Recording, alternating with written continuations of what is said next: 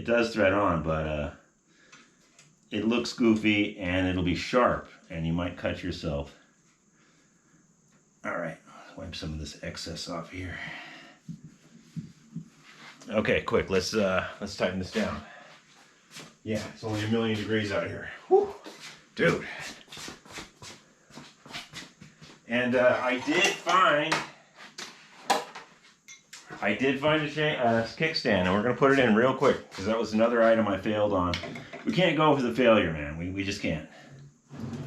Hey, those aren't too bad. Those are not too bad. Let's use the wrench the wrong way and break it. Yeah, you're not supposed to use a crescent wrench and put, I know you guys probably know this, but if you're tightening this, you're never supposed to use a crescent wrench like that against the jaw. You may break this weaker part. So this is left-hand thread. We're going to go back against it. And we're going to use the crescent wrench in a manner that it's supposed to. A little tight. We'll get the final adjustment on that later. That's good for now.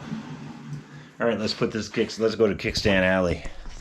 All right, that looks pretty good, bro. Yeah, look at that. A little extra grease on there. Yeah, we'll get a final adjustment on that later. And it's a nice straight gear, man. Thanks, Fred. Fred is the man. Look at that gear. Sweet. It's like brand new. Okay, so we're in Kickstand Alley here. And I looked at, let's see, what did we take out of there? We took this one out. There's the grease on it. That's 355 on the part number. Now I looked in the Schwinn chart. Excuse me, it's like sweaty, hot out here. Whew. I looked in the Schwinn chart. You can go online and punch in Schwinn kickstand codes, and there'll be a few little fuzzy charts that pop up, and you can kind of see what's going on. It's rough. With more digging, you might go to the Schwinn forum and they have a better chart. But apparently, the kickstand that should be in here is a 350 part number. And I don't have that. I have two 349s, and we're going to see if one will fit. One's chrome and one's rusty. So we're going to grab this chrome one because, you know, chrome gets you home. Chrome will get you home. Anyway, so here's this chrome one. Here's the number. It's 349. I don't know if you can see that or not. And the book says, the chart says 350. But we're going to see if this works. It might work, it might not. You saw it here first. Okay. Let's put some grease in here because you know we're big on grease. We're big on grease here.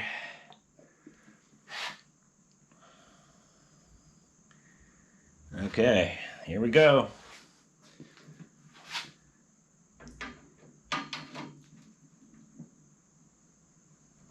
Alright. Oh, and this little pin, when you do get it in, I don't know if you can see that, but there's a little flat spot on the pin. It's not quite round.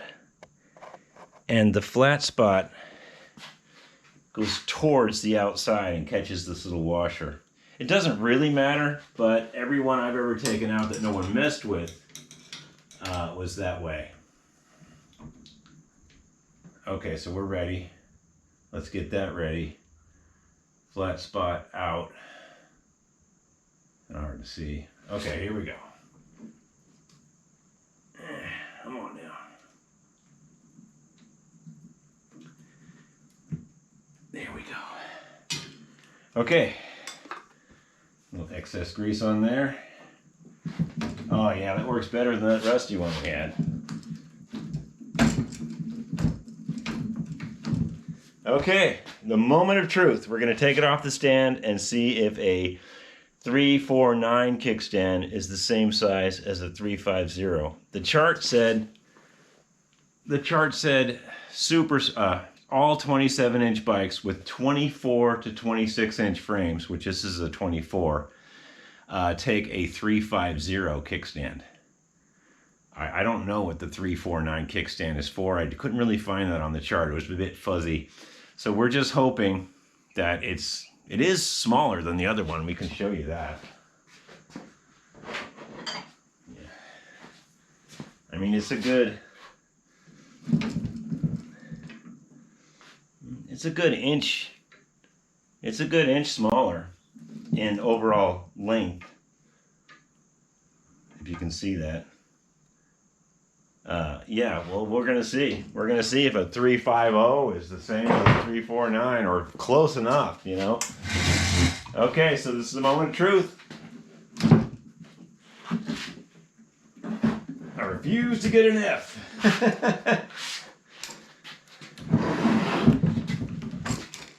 And here we go. And we got it. So now we know.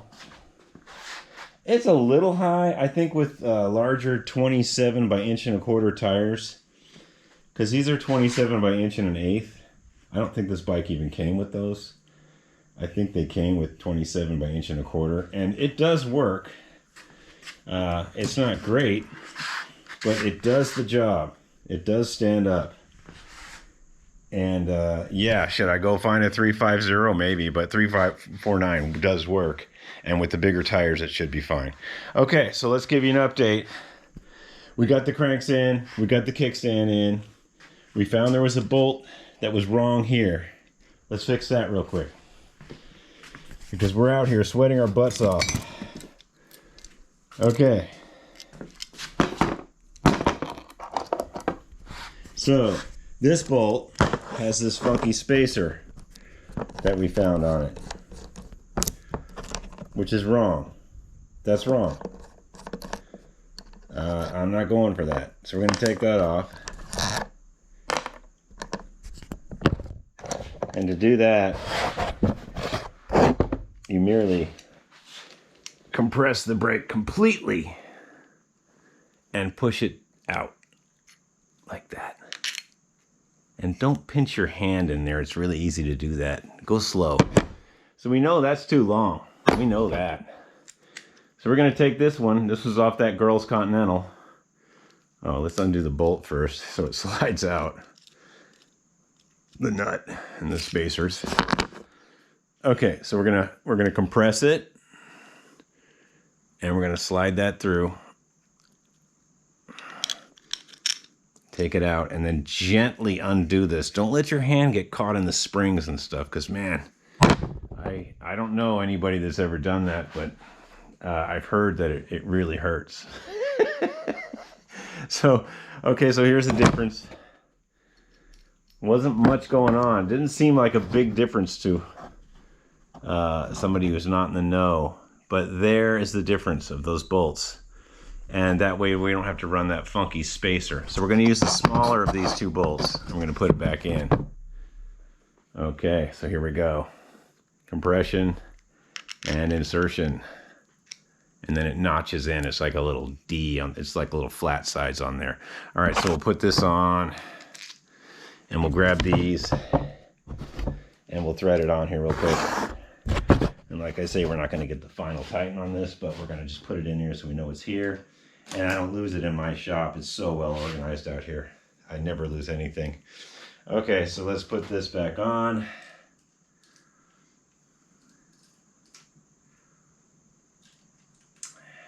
And we could just throw this back in the stand, I guess. Yeah. Oh, I guess we should. Yeah, let's do that.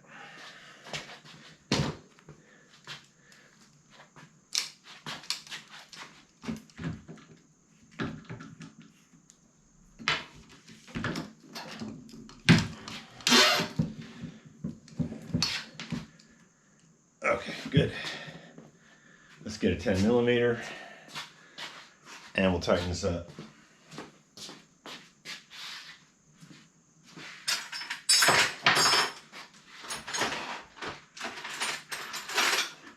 I just had one. That's a 9. I got one.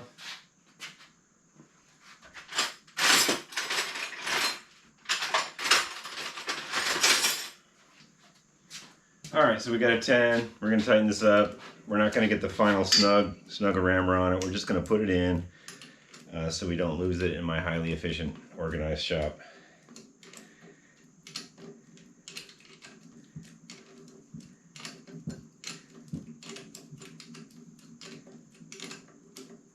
Yes, I'm wearing shorts today. It's 95 degrees out here. Yes, I'm not in the living room. Okay, so we got brakes. We got some on there anyway. And we still haven't dealt with this problem here. Somebody took this quick release part off. And I really don't like the look of that. I think what I'm going to do is take this other piece off the other bike if I can't find that little lever. But in all reality, I probably should try to find that lever because I'm going to be running 1.25" tires and they probably won't fit past the brakes when they're completely adjusted. So there's a good chance I need to have that quick release part. It's nice to have. It's also missing here. This is just the collar that holds the quick release barrel. So, you know, when these are adjusted all the way and you have 1.25" tires, it's kind of tight to get the tire through there if you're changing a flat or something. It's not a big deal, and if I just can't find one that's not $1 million, then, you know, we'll go from there. Okay, so what did we find? We found some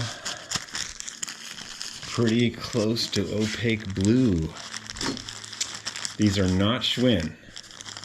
These are Hunt Wild, made in the 70s probably, or 80s. Hunt Wild bicycle accessories. They have little breather holes in them. I don't know what's up with that. But what I do know